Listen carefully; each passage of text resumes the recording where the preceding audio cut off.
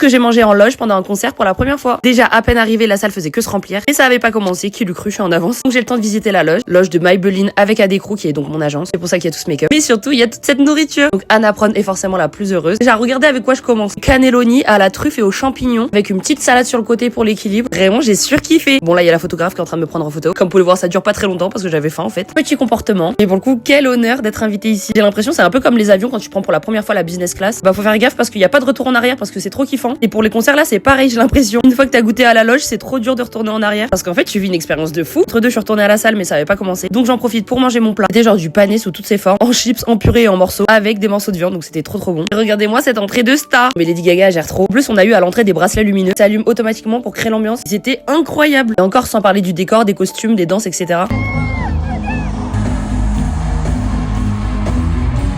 Entre deux, on retourne à la loge pour un petit ravitaillement. Regardez, c'était l'heure du fromage. Et en gros, c'était une sorte de mousse de brie, des noix, etc. Et une mousse de chèvre. Et c'était ultra bon. Parfait pour la pause. Parce qu'en gros, pendant le show, forcément, Lady Gaga, faut qu'elle se change. Et donc, c'est les danseurs qui font le show. Et c'est là où on en profite pour faire une pause. Déjà, à quelle heure tu fais une pause à un concert? Ça existe pas. Donc là, en fait, je découvre un univers auquel je sens que je vais finir dépendante. Non, mais à quelle heure j'ai ma coupe de champagne en concert, en fait? C'est juste fou.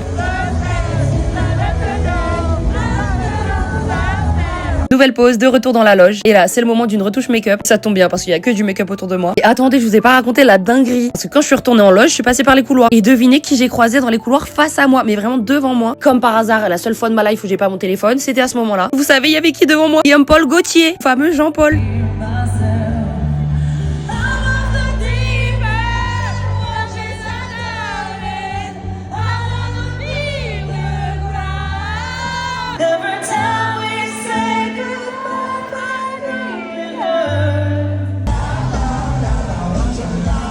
Non, vraiment, c'était beaucoup trop d'émotions. Tellement inspirante cette Gaga. En plus, c'était trop chaud parce qu'elle a eu un discours où elle pleurait. Elle expliquait que quand elle était pas connue, ses propres amis ne se déplaçaient pas pour aller la voir performer. Aujourd'hui, il y a tout ce monde-là qui vient la voir. C'était juste, tellement inspirant. Elle m'a mis plein d'étoiles dans les yeux, tout le monde a kiffé. C'est pas fini parce que là, on enchaîne en loge pour manger le dessert. C'était un mini Accor Arena, trop mignon. Et vraiment, je n'en reviens pas de l'expérience. Je suis tellement contente d'avoir vécu ça. Alors, merci à Adecru et Maybelline.